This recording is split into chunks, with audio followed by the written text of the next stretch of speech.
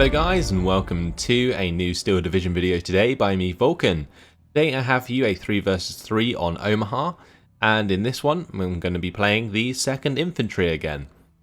So in the last game I played a live gameplay and it was with the 2nd Infantry. It didn't really go to plan in the centre. I ended up losing that game, but I just wanted to try the deck again. I want to try different strategies, try use out some of the different vehicles and so on the deck, just to try and make some ground. So I'm just going to put this to my perspective from the start of the game.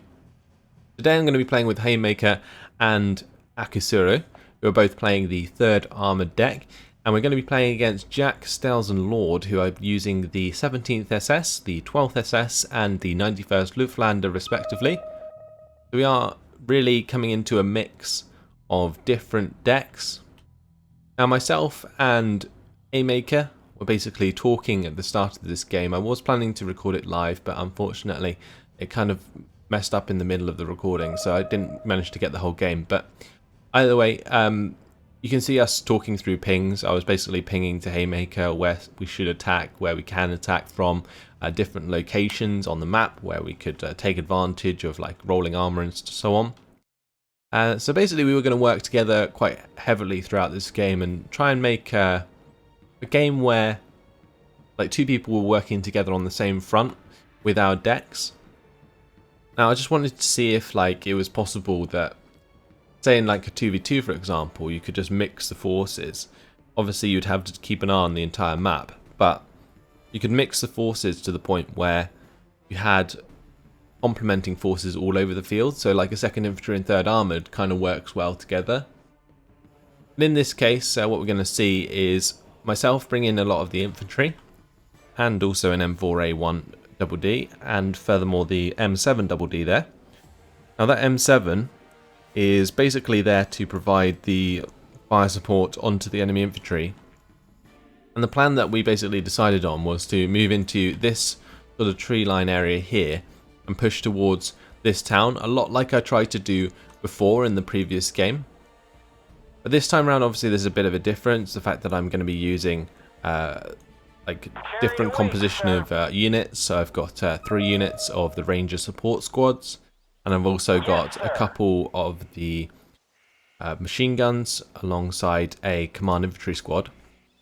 And then I have the M4A1 double D, and also this M7 double D is different. So the 15 HE is just great against enemy infantry squads, just like blowing them up. You can also very easily destroy enemy armored cars. HE is very odd in this game. It was similar to Wargame in that in Wargame you can use HE to like blow up tanks and stuff if you use enough of it. But in this game I find that HE is like a lot more useful in that respect. HE in this game means that you can blow up light vehicles probably below 5 armor, I guess. Anything more than that it tends not to blow up. You can go for like the really large bombers onto like targets with like 7 HE and kill them, or 7 armor and kill them, maybe even more sometimes if you're lucky. But generally I find that like around 5 HE or 5 armor and lower you can use HE of like 15 and higher to blow them up in one shot, which is really cool. Either way, as you can see, we are still communicating in pings. We're just posting where we're going to be placing our AT guns and where Haymaker was actually going to push and attack. So yeah, I'm just going to be moving up the centre, and he's going to be supporting me with some units, meanwhile while holding the left, and that was the plan. Now these units here, you can see they're going to be spreading out on the right side. Basically I'm unloading them on the roads, and then I'm going to run them from the roads into specific locations, and that's just a couple of rifle squads moving down this right side. In the centre I've got an AT gun on the main road, and then another random rifle squad moving up to this tree line. Over here we've got all of my infantry pretty much dropping out in the same place, just so that I can spread them out and run them up individually, with my vehicles fast moving to this location up here, as you can see. There's some of my squads arriving. I have a Ranger Marauder squad. We have 3 of the Ranger support squads, and we also have a rifle squad in there as well. That's a range leader. And now my vehicles are also arriving. Haymaker's dropped off this Bofors. That's just so that it can provide some fire support down here and also into this little area if it gets some line of sight, because the line of sight does allow it to basically fire slightly down there, not very much, but definitely down this main gap here in the trees. My N7 was trying to get on target here, almost had chance to fire onto that half track, didn't get a chance to in the end. Over on this left side, half track is going to take out an enemy jeep, but one of Haymaker's half tracks is going to go down as well to the Stug 3. So now we already see an enemy aircraft coming in. I originally thought this would be like a HS-129, but it was actually a Storch recon. That's going to get hit very hard by Haymaker's Bofors at the start of the game. My M7DD did start engaging the Bow Firefly. I basically make sure that I get that out of line of sight, since that Firefly could easily destroy my M7 if it got on target. Haymaker's AT gun on the left is now being targeted by the mortars. And well, this Stug 3 is pushing forwards quite heavily. So I'm going to be basically starting to move over my M4A1, just to maybe cut that off if I can. Meanwhile, I'm just slowly sneaking up some of these squads through these tree lines in the centre forest. Over on the right side, just a couple of rifles holding the front line. And then on the far right, we have Akasuru trying to make some ground with his mortar, as well as his jeeps and armoured rifles and so on.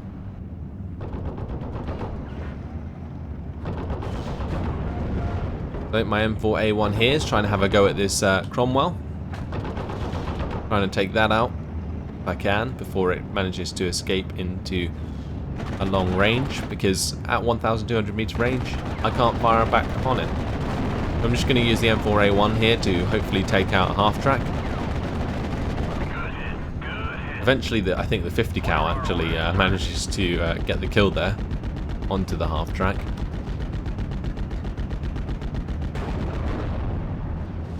Here go my Ranger support squads there. They're going to be charging up and taking on the Panzer Grenadiers here. I take out another one of these half tracks, but now the Cromwell is in a really good position to hit my Ranger support squads and the Ranger Marauders. So I'm retreating the Ranger Marauders so they don't get hit at the same time by the Cromwell. I've done quite a lot of damage to these Panzer Grenadiers and they're going to be forced to fall back, and now the plan really is to get these Ranger support into these buildings so that I can pin down the enemy infantry.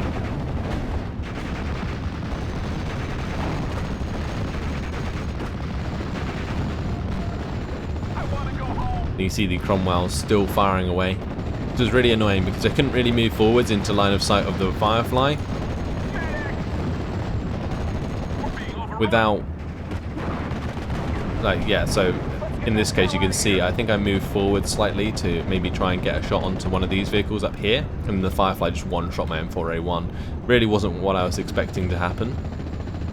But the Firefly's now got the 1-star veterancy, so definitely more accurate than it otherwise would have been. That's not too far, it's like a good, what, 600 meters.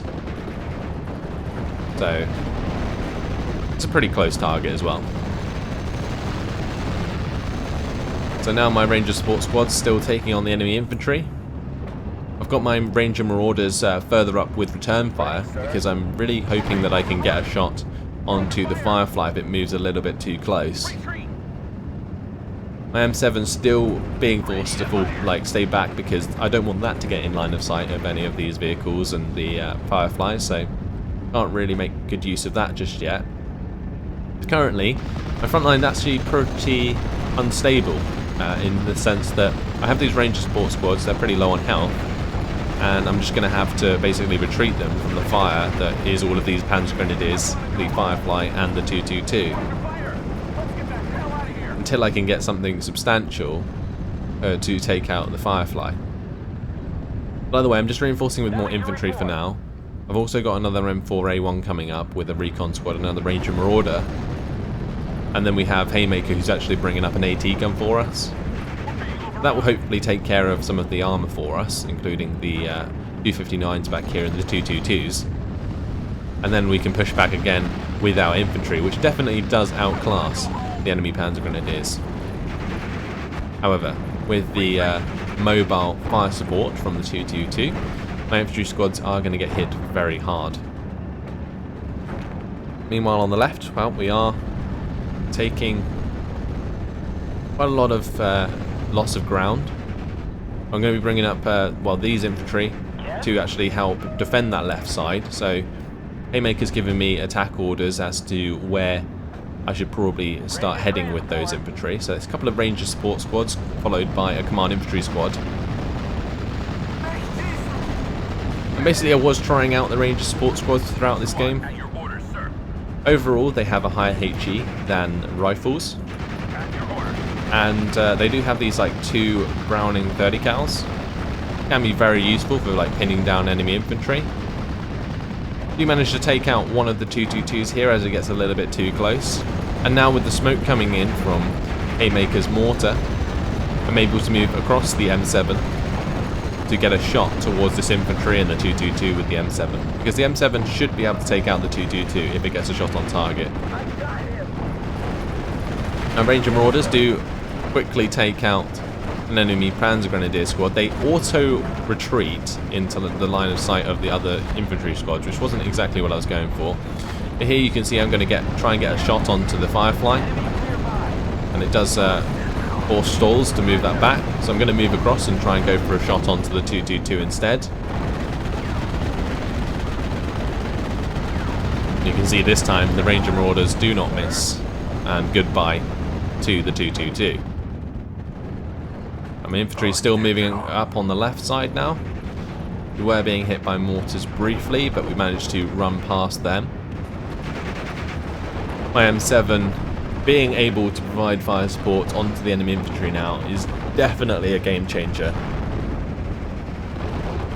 So this is why you need fire support with your infantry, because otherwise infantry versus infantry is always very like stagnated and not really much happens. But as soon as you get like a heavy vehicle like this with 250 cals and a 15 HE cannon, it basically destroys things very quickly. Over on the left I managed to pick off a lone Panzerschreck squad. There's some Stoss troop there that try and run forwards and take out Haymaker's M4A1, but they're going to get wrecked as well. And now we're engaging a Panzer Grenadier squad. So I have these couple units back here. You probably noticed Ranger Marauder squad and a mortar. Probably should have been using this mortar sooner. I completely forgot about it. It's basically one of those 107mm mortars. It would have been very, very useful. Up here you saw me jump forward with the Marauders and take out the 259. And then I managed to retreat that out of the building so it can't be targeted by the Cromwell or the Firefly. Some more smoke coming in to cover off against the Firefly and so on. That's great. Yeah, now I'm moving over on the left more. So we have this massive area here that we probably need to take care of. Haymaker's bringing up some infantry and the Scots to help in that scenario. But now there's a couple of AT guns we need to deal with. This Pack 38 on the left and right. There's also the 221 in the center, and this 221 can't actually deal with infantry. Neither can the Pack 38s. So once I kill all of their infantry, what I can do is just charge down their AT guns.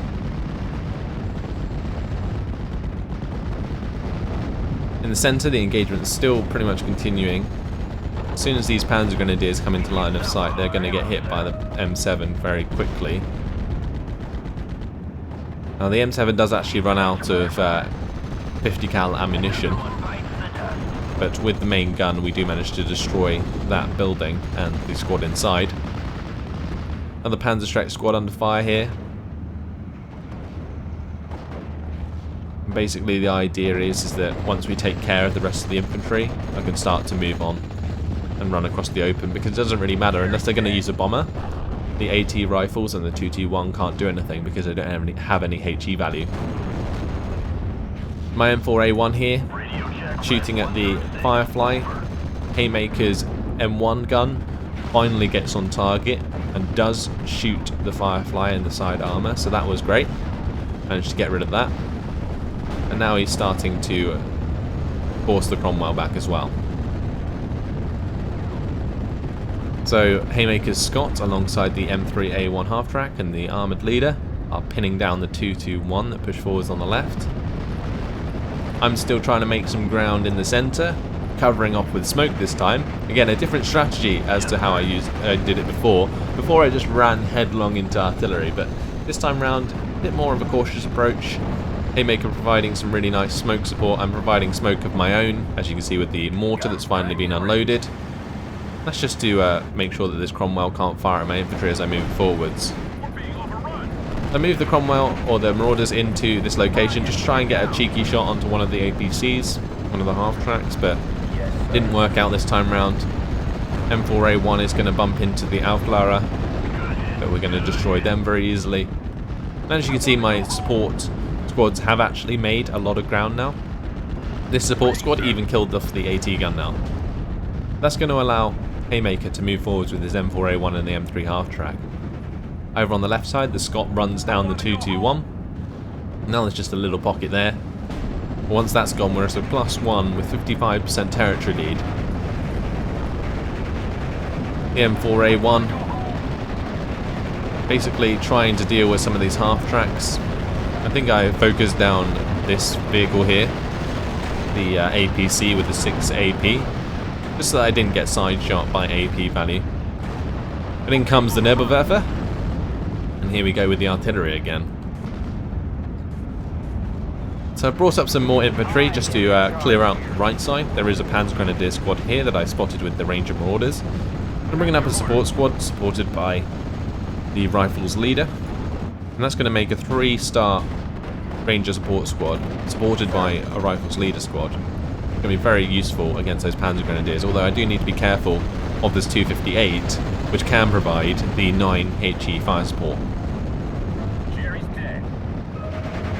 Either way, support squad still moving up in the centre, making a lot of ground on the left side, and any squads that were left behind are being cleared up by Haymaker's fire support now, so that's great. I have a Mustang coming in from Akisuru just to protect the skies, so that was really nice. And now my mortar's coming down hard onto these Panzergrenadiers. I really don't want my Ranger supports to be like insta-surrendered, so I basically decide to start to retreat them away from this 258 and then just use the mortar to finish off that infantry squad. Small air engagement goes on in the centre. Stoll's ME-109 does take enough damage to be forced to fall back, and the P-51 Mustang can get on its tail. Just about manages to shoot it down before it retreats. Yeah, Ranger support's still in a great position up here. I don't know how I managed to run this one on the left across the open so easily, but like I was saying, they didn't really have any HE value. Another Nebelwerfer coming in now. Another strike. The Cromwell's pinning down all of these units as well. And now there's a Panzer IV on the way. This Panzer IV, I've got to be really careful about it. That could very easily just shoot my M4A1, and so it does. It blows that out. And, well, that's my tank gone. I brought up a second M4A1 here, and an M7DD. So I've got 2 of these M7s now, and they're just to absolutely annihilate all of this infantry at long range. You can see this M7's firing at this Panzergrenadier squad in the open. And I'm still managing to keep this M7 covered in the compound here. Fortunately, another kill for Haymaker's AT gun, I believe. Took out the Panzer IV, so that was fantastic. And now my M7s are pretty much free to keep pinning down this infantry.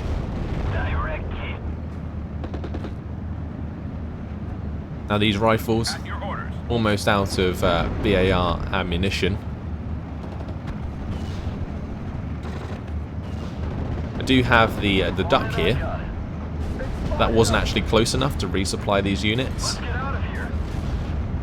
And now another Nebelwerfer.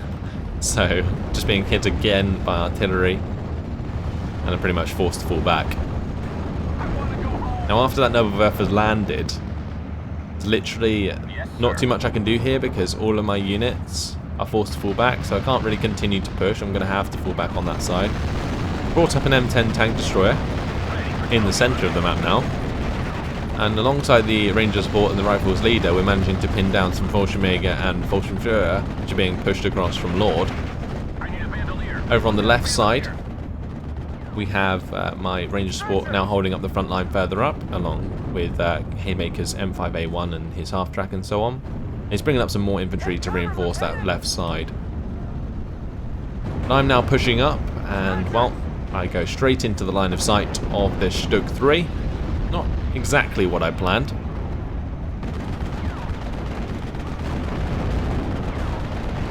But as soon as I realised that the M7 could suffer the same fate, I'm going to start retreating that.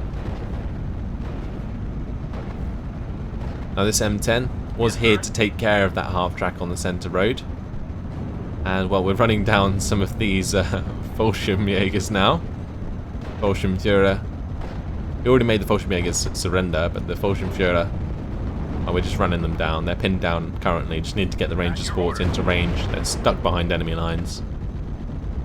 And there they go. So along with my rifle squad that's just been sat there doing nothing, we capture that squad, and now we have control of the right side of the centre as well. Currently running a +2 with 62% lead, and in comes another Nobelwerfer.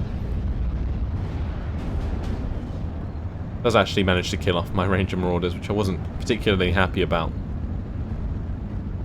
It just continues to pin down all of these units. And this M7, I was a bit worried. I was kind of having to keep it behind this building so that it couldn't be shot by the Stug. If I tried to retreat it, the Stug could shoot at it.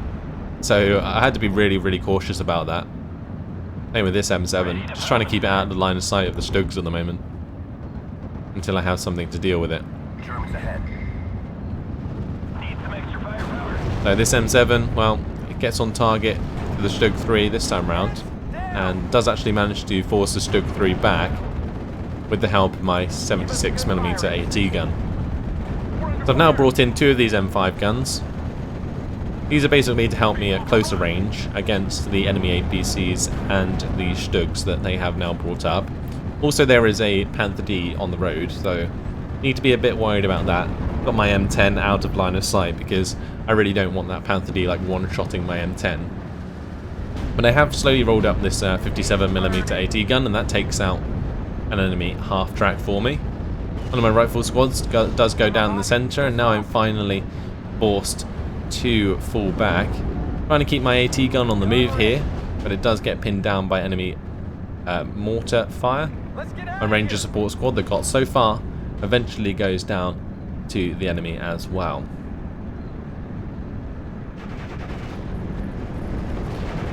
So yeah, just falling that back as quickly as I can so that it doesn't get destroyed by the mortar fire. I'm trying to move over my M5 gun here to maybe get a shot onto the Cromwell or maybe one of the Stugs that's further to the left. Also got an M5 gun on the road. Again, these are all just to take care of this armour so that I can continue to bring up more infantry and push back into the town. I've also got a couple of Ranger Marauder squads here as well as a 50 caliber machine gun coming in the WC of 25. And furthermore to that, I command M4A1 that's going to allow me to continue to push through into this town, hopefully. It's not even a town, it's just like a little farm. By the way, my M5 gun getting on target to the Stug. I really want to take out this Stug. It's missed 2 shots. Third one, boom, goes the Stug. So now with a lot of the focus being put in the centre of the map, well, Haymaker's managed to push through on the left, and Akasuri made short work of his opponent Lord on the right side. Really good job there, using the 3rd Armoured to take advantage of the 91st Luftlander. Really, really good job. Fortunately, a little bit of a gap being created in the centre. Haymaker's Bofors does go down to the Stug. The Slosh Troop not going to last very long. This Stug, it comes into line of sight of my AT guns. Well, that's not going to have a great time. And I also have these 2 M7s here as well, so they're going to easily be able to pin down the Stug and force it to fall back. Now it does actually fall back in a very odd way. It just continues to drive forwards to the front lines. Haymaker is actually bringing up a jumbo here, as you can see. What he's going to try and do is capture the Stug with the jumbo, rather than just wait and fire at it. Over on this far left side, Haymaker is going to manage to pin down the Pak 40 AT gun with his half-tracks. Another half-track goes down on the road. And here comes Haymaker's jumbo to go for the cap. I'm continuing to make it fall back with the M7s, those HE rounds just continuously being fired upon it. Eventually I stop them once the jumbo's getting close. We can't take any more. And, well, the Stug 3 gets captured. I can imagine it would be quite disorientating for a Stug 3 driver having that much HE rounds landing around it, so I'm really surprised it went the wrong way, but there we go. Now, we did see enemy artillery come in and actually one-shot my supply vehicle, which was really quite annoying because it was just about to resupply my M7DD. And we got loads of artillery coming in again. Noble Werfer spam. Does take out 2 of my AT guns here. She took out my M5 gun in this tree line and the M5 gun in this tree line with a couple of lucky rocket strikes that both direct hit. It was actually ridiculous. One of them was pretty low health anyway because it was being hit by enemy artillery already. But now this AT gun goes down as well, and I'm in a not very good place. What am I going to respond with? My own rocket artillery. So I have a xylophone now, and as soon as that fires I'm going to switch its position just to make sure that it doesn't get destroyed like I have going previously in another game. And kind of let that get counter-batteried and die, but this time round I'm not going to let that happen. Just trying to take care of this Panther D. Still have an M1 gun here. That's going to be mortared and pinned down. Does just about manage to make the Panther D fall back. Let's get out of here. And this M10 tank destroyer, that was also forced to fall back as well. Another AT gun destroyed on the left side. We have men And, down. well, not really any AT guns left for me, other than a couple of M10 tank destroyers. So you can see me bringing up a armoured convoy now. I was floating a little bit of points, so bring up a couple of M4A1 Rhinos and a couple of M10 tank destroyers, just to try and put the hurts down on the middle, maybe take out some of those Panthers. The M10 tank destroyers with the 2-star veterancy can actually do quite a good job against the enemy Panthers. Still got this mortar alive. That's one thing I managed to keep alive throughout the game. Now I'm using that to pin down some Panzer Grenadiers, along with the M7DD. Also got the Command M4A1 here. That's slowly moving forwards.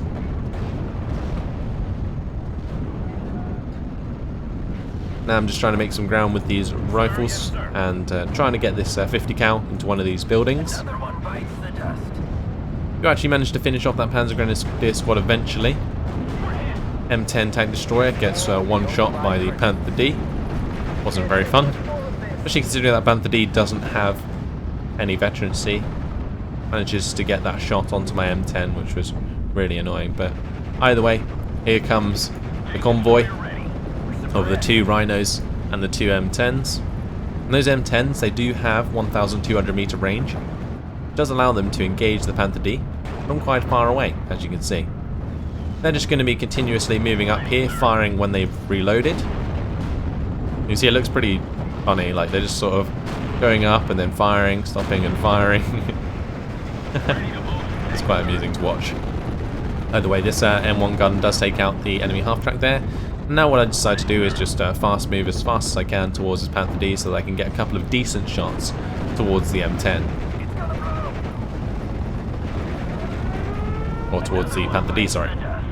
Over on this left side, Haymaker's just amassing jumbos supported by the M4A3 with a 76mm gun. You see eventually my M10s do take out the Panther D. More artillery coming in. The Noble Werfers have been reloaded. Take out my AT guns, take out some of the infantry that was pushing onto this small complex, and well, what can you do other than respond with your own xylophone? So my xylophone's getting on target again. This time I'm just going to fire into this area here where these half tracks are, as well as some infantry I saw earlier. I am actually going to destroy the 259 that was there. And now I'm just going to have to leave that there and wait till the next strike. Panzer IV is going to be showing itself to 2 M10 tank destroyers with 3 stars and an M1 gun, so that's going to die. And well, that is victory. So after 26 minutes and 20 seconds, we reach the conquest points limit and win the game. So my teammates doing a great job on either side. Haymaker and Akusuru really made a lot of ground. But yeah, total victory in the end. And kills losses, very, very nice actually for our entire team. Mine was actually the worst with 1,795 to 1,095 losses.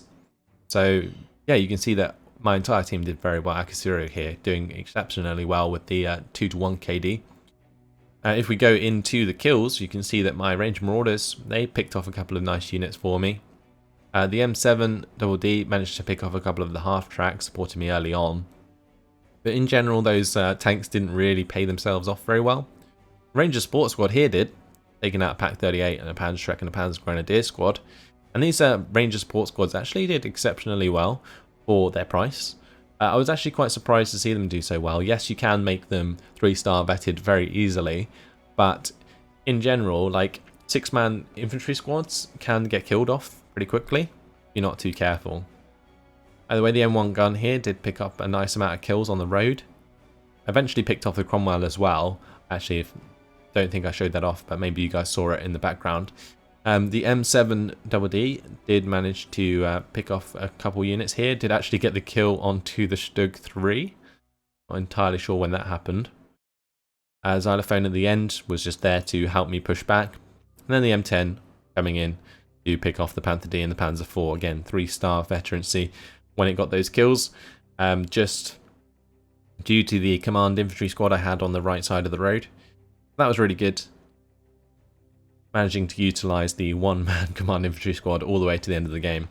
But either way, that's all for now. So hopefully you guys have enjoyed this one. Sort of showed the 2nd Infantry in a different light. Definitely made use of different tactics as before. Definitely a lot of smoke was used, thanks to Haymaker and my own mortar. Then obviously using the M7DDs, I think they're actually pretty vital to pushing forwards with the infantry in this deck.